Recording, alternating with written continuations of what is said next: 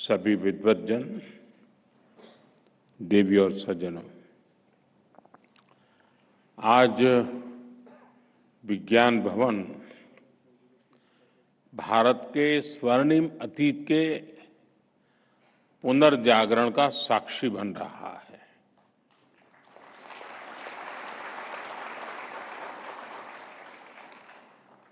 कुछ ही दिन पहले मैंने ज्ञान भारतम मिशन की घोषणा की थी और आज इतने कम समय में ही हम ज्ञान भारतम इंटरनेशनल कॉन्फ्रेंस का आयोजन कर रहे हैं। अभी इससे जुड़ा पोर्टल भी लॉन्च किया गया है। ये एक सरकारी या एकेडमिक इवेंट नहीं है। ज्ञान भारतम मिशन भारत के संस्कृति, साहित्य और चेतना का उद्घोष बनने जा रहा है। हजारों पीढ़ियों का चिंतन मनन, भारत के महान ऋषियों, आचार्यों और विद्वानों का बोध और शोध, हमारी ज्ञान परंपराएं, हमारी वैज्ञानिक धरोहरें, ज्ञान भारतम मिशन के जरिए हम उन्हें डिजिटाइज करने जा रहे हैं। मैं इस मिशन के लिए सभी देशवासियों को बधाई देता हूं।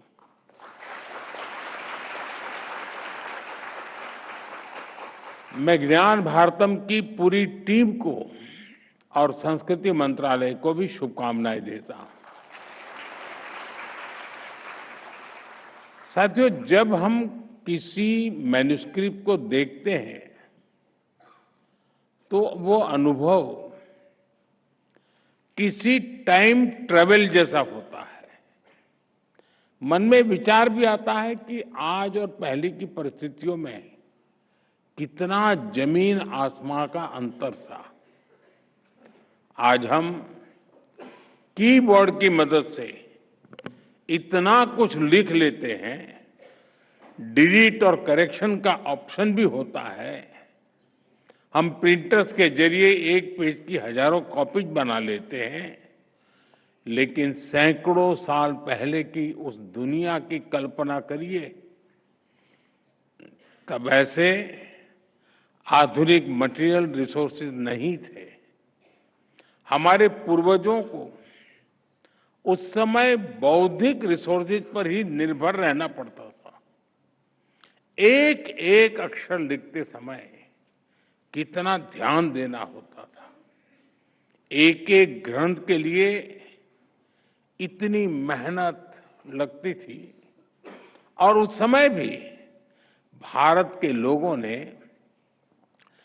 विश्व के बड़े बड़े पुस्तकालय बना दिए थे, लाइब्रेरीज बना दी थी। आज भी भारत के पास दुनिया का सबसे बड़ा मैन्युस्क्रिप्ट संग्रह है। करीब 1 करोड़ मैन्युस्क्रिप्ट हमारे पास है। अब 1 करोड़ आंकड़ा कम नहीं है। साथियों, इतिहास के क्रूर थपेड़ों में लाखों मैन्युस्क्रिप्ट्स जला दी गई, लुप्त हो गई, लेकिन जो बची है वो इस बात की साक्षी है कि ज्ञान विज्ञान पठन पाठन के लिए हमारे पूर्वजों की निष्ठा कितनी गहरी थी, कितनी व्यापक थी। भोजपत्र और ताड़पत्र से बने नाजुक ग्रंथ, ताम्रपत्र पर लिखे गए शब्दों में मेटल कोरोजन का खतरा, लेकिन हमारे पूर्वजों ने शब्दों को ईश्वर मानकर अक्षर ब्रह्म भाव से उनकी सेवा की। पीढ़ी दर पीढ़ी परिवार उन पोथियों और पांडुलिपियों को सहेजते रहे।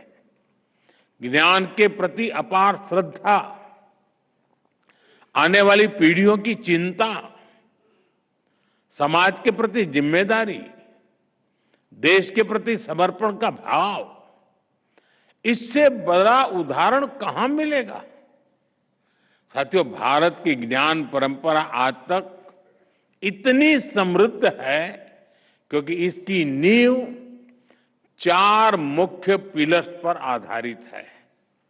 पहला, प्रिजर्वेशन, दूसरा, इनोवेशन, तीसरा, एडिशन और चौथा, एडेप्टेशन। साथियों, अगर मैं प्रिजर्वेशन की बात करूं तो आप जानते हैं हमारे यहां सबसे प्राचीन ग्रंथ वेदों को भारतीय संस्कृति का आधार माना गया है। वेद सर्वोपरि है। पहले वेदों को श्रुति के आधार पर अगली पीढ़ी को दिया जाता था और हजारों वर्षों तक वेदों को बिना किसी त्रुटि के ऑथेंटिसिटी के साथ प्रिजर्व किया गया। हमारी इस परंपरा का दूसरा पिलर है इनोवेशन। हमने आयुर्वेद, वास्तुशास्त्र, ज्योतिष और मेटलर्जी में लगातार इनोवेट किया है। हर पीढ़ी पहले से आगे बढ़ी और उसने पुराने ज्ञान को और वैज्ञानिक बनाया। सूर्य सिद्धांत और वराहमिहिर संहिता जैसे ग्रंथ लगातार लिखते जा रहे हैं और नया ज्ञान उसमें जुड़ता रहा है। हमारे संरक्षण का तीसरा पिलर है एडिशन, यानी हर पीढ़ी पुराना ज्ञान संरक्षित करने के साथ साथ नया कंट्रीब्यूट भी करती थी। जैसे कि मूल वाल्मीकि रामायण के बाद कई रामायण लिखी गई, रामचरितमानस जैसे ग्रंथ हमें मिले, वेदों और उपनिषदों पर भाष्य लिखे गए। हमारे आचार्यों ने द्वैत, अद्वैत जैसी व्याख्याएं दी। साथियों, इसी तरह चौथा पिलर है एडेप्टेशन, यानी हमने समय के साथ सेल्फ इंट्रोस्पेक्शन के भी किया और जरूरत के अनुसार खुद को बदला भी। हमने डिस्कशन पर जोर दिया, शास्त्रार्थ की परंपरा का पालन किया, तब समाज ने अप्रासंगिक हो चुके विचारों का त्याग किया और नए विचारों को स्वीकार किया। मध्यकाल में जब समाज में कई बुराइयां आई तो ऐसी विभूतियां भी आई जिन्होंने समाज की चेतना को जागृत रखा और विरासत को सहेजा, उसे संरक्षित किया। साथियों, राष्ट्रों की आधुनिक अवधारणा से अलग भारत की एक सांस्कृतिक पहचान है, अपनी चेतना है, अपनी आत्मा है। भारत का इतिहास सिर्फ सल्तनतों की जीत हार का नहीं है। हमारे यहां रियासतों और राज्यों के भूगोल बदलते रहे, लेकिन हिमालय से हिंद महासागर तक भारत अक्षुण्ण रहा, क्योंकि भारत स्वयं में एक जीवंत प्रवाह है जिसका निर्माण उसके विचारों से, आदर्शों से और मूल्यों से हुआ है। भारत की प्राचीन पांडुलिपियों में, मैन्युस्क्रिप्ट में हमें भारत के निरंतर प्रवाह की रेखाएं देखने को मिलती है। ये पांडुलिपियां हमारी विविधता में एकता की घोषणा पत्र भी है, उद्घोष पत्र भी है।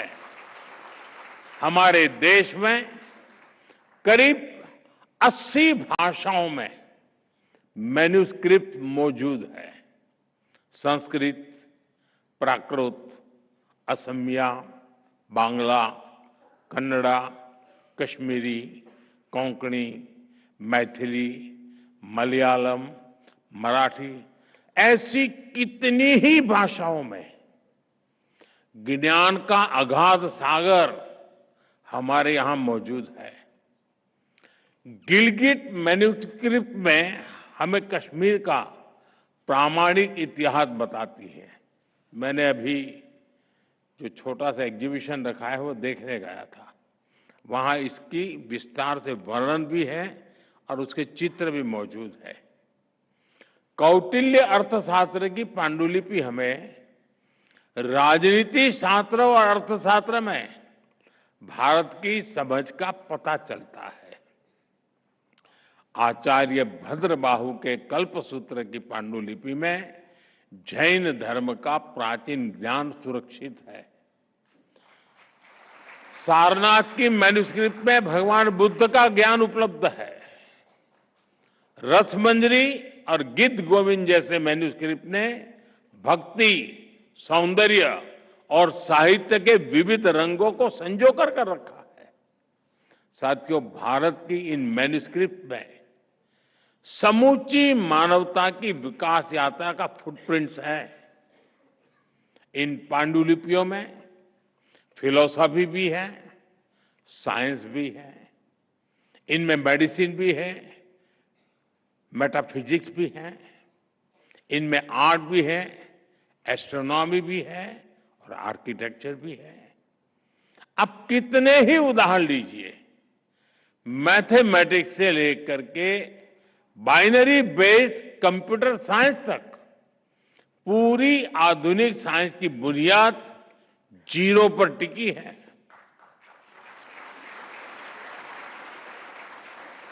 आप सब जानते हैं, शून्य की ये खोज भारत में हुई थी और बक्साली पांडुलिपि में शून्य के उस प्राचीन प्रयोग और मैथमेटिकल फॉर्मूलाज के प्रमाण आज भी सुरक्षित है।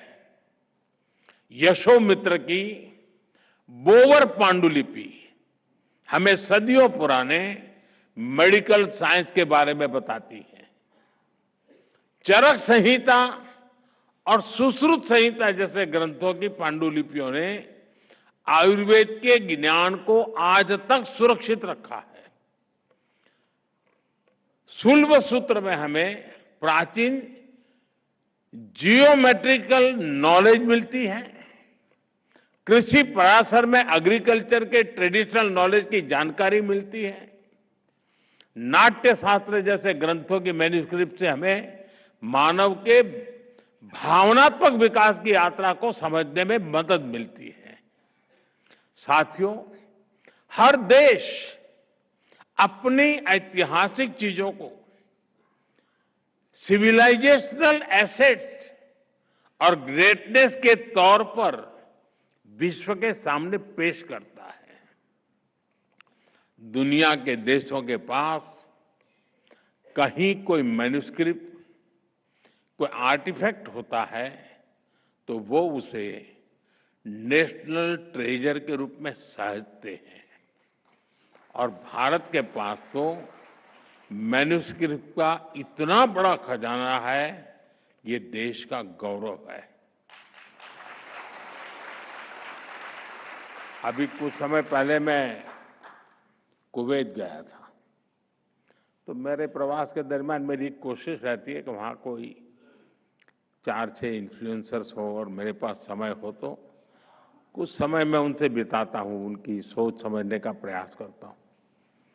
मुझे कुवैत में एक सज्जन मिले जिनके पास सदियों पहले भारत से समुद्री मार्ग से व्यापार कैसे होता था, उस पर इतने डॉक्यूमेंट्स उनके पास है और उन्होंने इतना संग्रह किया है और वो इतने गौरव, यानी बड़े गौरव के साथ कुछ लेकर के मेरे पास आए थे। मैंने देखा, यानी ऐसा क्या क्या होगा, कहां कहां होगा, हमने इन सबको संजोना है। अब भारत अपने इस गौरव को गर्व के साथ विश्व के सामने प्रस्तुत करने जा रहा है।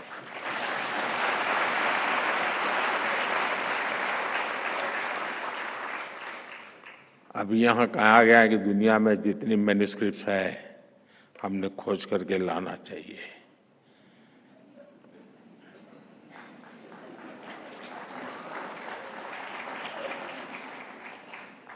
और फिर धीरे से कहा, प्रधानमंत्री जी ने करना चाहिए।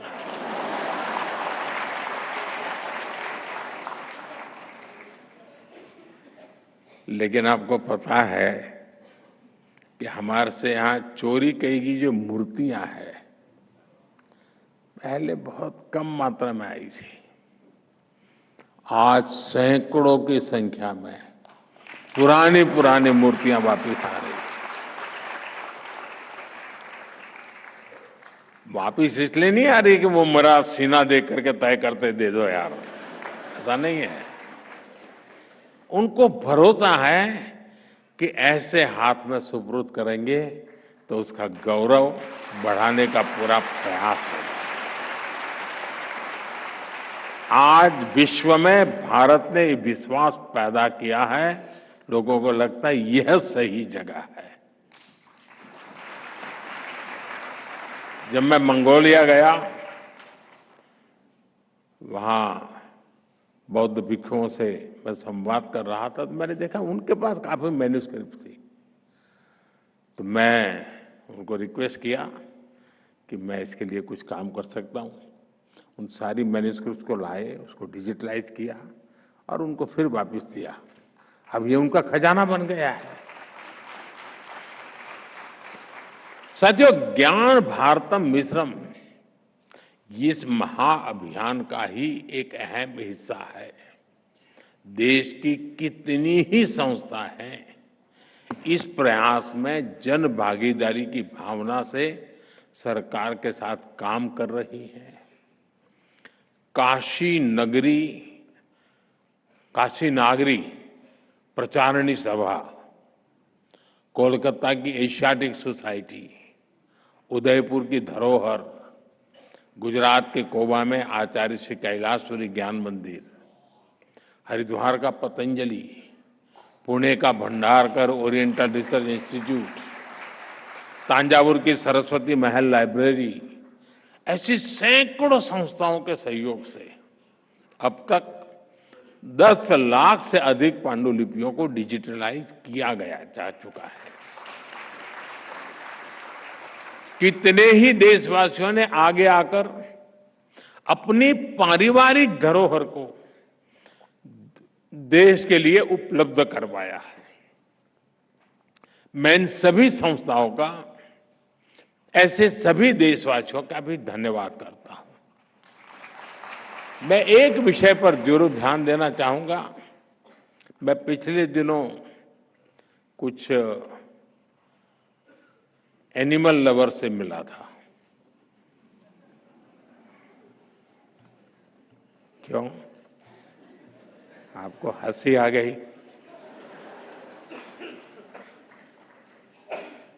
हमारे देश में ऐसे बहुत लोग हैं और विशेषता है कि ये गाय को एनिमल नहीं मानते।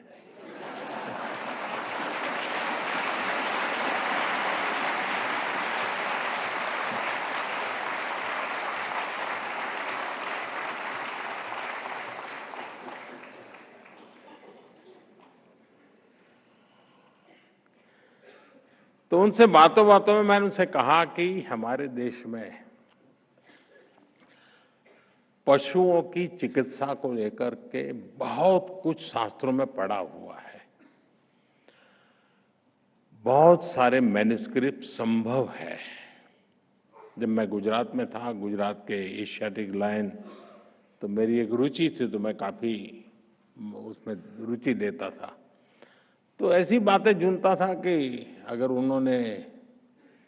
अगर ज्यादा शिकार कर लिया और अगर तकलीफ होती है, तो उनको पता होता था कि वो एक पेड़ होता है, उसके फल खाने चाहिए ताकि वॉमिटिंग हो सकता है। ये पशु को मालूम था।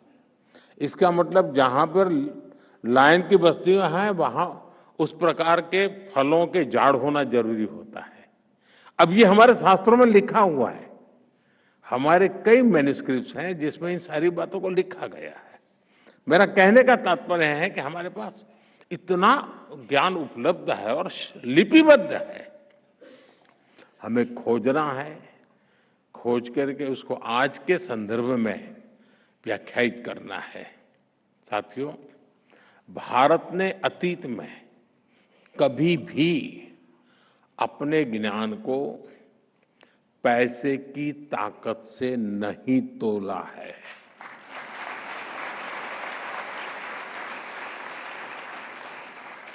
हमारे ऋषियों ने भी कहा है, विद्या दान मतः परम, अर्थात विद्या सबसे बड़ा दान है। इसलिए प्राचीन काल में भारत के लोगों ने मुक्त भाव से मैन्युस्क्रिप्ट को दान भी किया। चीनी यात्री ह्वेनसांग जब भारत आए थे तो वो अपने साथ 650 से ज्यादा मैन्युस्क्रिप्ट लेकर के आए थे। नहीं, वो यहां से लेकर के गए थे। और मुझे चीन के राष्ट्रपति ने एक बार बताया कि वो मेरे गांव में सादा समय रहे थे, मैं जहां मेरा जन्म हुआ वड़नगर में।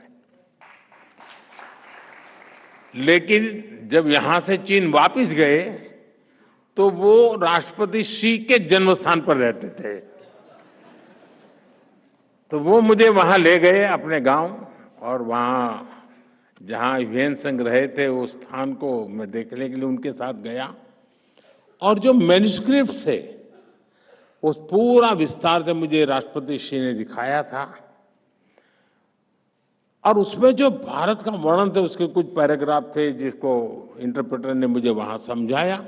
यानी मन को बहुत ही प्रभावित करने वाला, वो एक एक चीज देखते थे लग रहा था क्या खजाना होगा हमारे पास। भारत की कई मैन्युस्क्रिप्ट्स आज भी चीन से जापान भी पहुंची है। 7वीं सदी में जापान में उन्हें राष्ट्रीय पूंजी की तरह होर्युजी मोनेस्ट्री में संरक्षित किया गया। आज भी दुनिया के कितने ही देशों में भारत की प्राचीन मैन्युस्क्रिप्ट रखी हुई है। ज्ञान भारतम मिशन के तहत हम ये भी प्रयास करेंगे कि मानवता की ये साझी धरोहर एकजुट हो। साथियों, हमने G20 के सांस्कृतिक संवाद के दौरान भी इसकी पहल की थी। जिन देशों के भारत के साथ सदियों पुराने सांस्कृतिक संबंध है, हम उन्हें इस अभियान में साथ जोड़ रहे हैं। हमने मंगोलियन कंजूर के रिप्रिंटेड वॉल्यूम्स को मंगोलिया के एम्बेसडर को गिफ्ट किया था। 2022 में 108 वॉल्यूम्स मंगोलिया और रूस की मॉनेस्ट्रीज में भी डिस्ट्रीब्यूट किए गए थे। हमने थाईलैंड और वियतनाम की यूनिवर्सिटीज के साथ एमओयूज किए हैं। हम वहां के स्कॉलर्स को पुरानी मैन्युस्क्रिप्ट को डिजिटाइज करने की ट्रेनिंग दे रहे हैं। इन प्रयासों के चलते पाली, लान्ना और चाम भाषाओं की कई मैन्युस्क्रिप्ट को डिजिटाइज किया गया है। ज्ञान भारतम मिशन के जरिए हम इन प्रयासों को और विस्तार देंगे। साथियों, ज्ञान भारतम मिशन के जरिए एक और बड़ा चैलेंज भी एड्रेस होगा। भारत के ट्रेडिशनल नॉलेज सिस्टम से जुड़ी अनेक जानकारियां जो अहम और जो हम सदियों से इस्तेमाल करते रहे हैं, उन्हें दूसरों द्वारा कॉपी करके पेटेंट करा लिया जाता है। इस पायरेसी को रोकना भी आवश्यक है। डिजिटल मैन्युस्क्रिप्ट के जरिए इन प्रयासों को और गति मिलेगी और इंटेलेक्चुअल पायरेसी पर लगाम लगेगी। दुनिया को भी तमाम विषयों पर प्रामाणिकता के साथ मौलिक स्रोतों का पता चलेगा। साथियों, ज्ञान भारतम मिशन का एक और बहुत अहम पक्ष है। इसके लिए हम रिसर्च और इनोवेशन के कितने ही नए डोमेन खोल रहे हैं। आज दुनिया में करीब 2.5 ट्रिलियन डॉलर की कल्चरल और क्रिएटिव इंडस्ट्री है। डिजिटाइज मैन्यूस्क्रिप्ट इन इंडस्ट्री की वैल्यू चेन्स को फीड करेगी। ये करोड़ों मैन्यूस्क्रिप्ट इनमें छिपी प्राचीन जानकारी एक बहुत बड़ी डेटा बैंक का भी काम करेगी। इनसे डेटा ड्रिवन इनोवेशन को नया बुश मिलेगा। टेक फील्ड में के युवाओं को उनके लिए इसमें नए अवसर बनेंगे। जैसे जैसे मैन्यूस्क्रिप्ट का डिजिटाइजेशन होगा, एकेडमिक रिसर्च के लिए नई संभावनाएं बनेगी। साथियों, हमें इन डिजिटाइज मैन्यूस्क्रिप्ट का अध्ययन करने के लिए नई टेक्नोलॉजी जैसे एआई का उपयोग भी बढ़ाना होगा। मैं इस बात से सहमत हूं जब यहां प्रेजेंटेशन में कहा गया कि भाई टैलेंट को या ह्यूमन रिसोर्स को एआई रिप्लेस नहीं कर सकती है, और हम भी चाहते हैं कि रिप्लेस न करें, हम नई गुलाबी हो जाए, शिकार हो जाएंगे। वो एक सपोर्ट सिस्टम है, हमें मजबूती देती है, हमारी ताकत को बढ़ावा देती है, हमारी गति को बढ़ावा देती है। एक एआई की मदद से इन प्राचीन पांडुलिपियों को अगर गहराई से समझा जा सकता है और उनका विश्लेषण भी किया जा सकता है। अब देखिए, वैदिक मैथमेटिक्स सारे ग्रंथ अवेलेबल नहीं है, जो है अगर एआई के माध्यम से हम कोशिश करें तो संभव है कि कई नए सूत्रों की संभावना है खोजने की, हम खोज सकते हैं। इन मैन्यूस्क्रिप्ट में मौजूद ज्ञान को दुनिया के सामने कैसा लाया जाए, इसमें भी एआई की मदद ली जा सकती। दूसरी एक समस्या है कि हमारे मैन्यूस्क्रिप्ट बिखरे पड़े हैं और अलग अलग कालखंड में अलग अलग प्रकार से प्रस्तुत किए गए हैं। एआई का फायदा ये होगा कि इन सबको इकट्ठा किया जा सकता है और उसमें से अमृत निचोड़ने में वो एक बहुत अच्छा सा हमें यंत्र मिल सकता है कि हम 10 जगह पे चीजें पड़ी होगी, लेकिन एआई से हम इसको एक साथ ला करके देख सकते हैं। हम उसका अर्थ हो सकता है, जैसे प्रारंभ में ही प्रेजेंटेशन में आया कि एक ही प्रकार के शब्दों का कई उपयोग है। हो सकता है कि उनको एक बार चलिए 100 क्वेश्चन बन जाएंगे तो सॉल्व करना, आज लाखों क्वेश्चन में हम उलझे पड़े हैं, 100 तक तो ले आएंगे। हो सकता है फिर हमारा मानव शक्ति जुड़ जाएगी तो उसका परिणाम ले आएगी। लेकिन ऐसी कई कठिनाइयां भी हैं, लेकिन रास्ते भी हैं। साथियों, मैं देश के सभी युवाओं से आह्वान करता हूं, आप आगे आकर इस अभियान से जुड़िए। और मुझे अभी बता रहे थे मंत्री जी की कल से आज तक जो लोग काम इसमें हिस्सा ले रहे हैं, 70% लोग युवा हैं।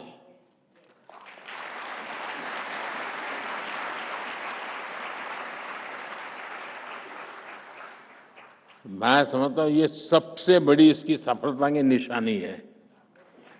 अगर युवाओं ने उसमें रुचि लेना शुरू किया तो ये मैं पक्का मानता हूं कि हम बहुत तेजी से सफल होकर रहेंगे। हम कैसे टेक्नोलॉजी के जरिए अतीत को एक्सप्लोर कर सकते हैं, हम कैसे इस ज्ञान को एविडेंस बेस्ड पैरामीटर्स पर मानवता के लिए सुलभ बना सकते हैं, हमें इस दिशा में प्रयास करना चाहिए। हमारी यूनिवर्सिटीज को, हमारे इंस्टीट्यूट्स को भी इसके लिए नए इनिशिएटिव लेने चाहिए। आज पूरा देश स्वदेशी की भावना और आत्मनिर्भर भारत के संकल्प को लेकर आगे बढ़ रहा है। ये अभियान उसका भी एक विस्तार है। हमें अपनी धरोहरों को, अपने सामर्थ्य को, यानी सामर्थ्य का पर्याय बनाना है। मुझे विश्वास है ज्ञान भारतम मिशन से भविष्य के एक नया अध्याय शुरू होना जा रहा है।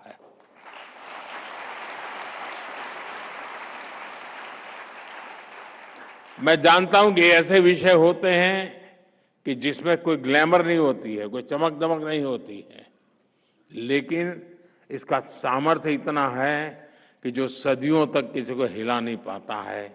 इस सामर्थ्य के साथ जुड़ना है, इसी विश्वास के साथ आप सभी को एक बार बहुत-बहुत शुभकामनाएं, बहुत-बहुत धन्यवाद।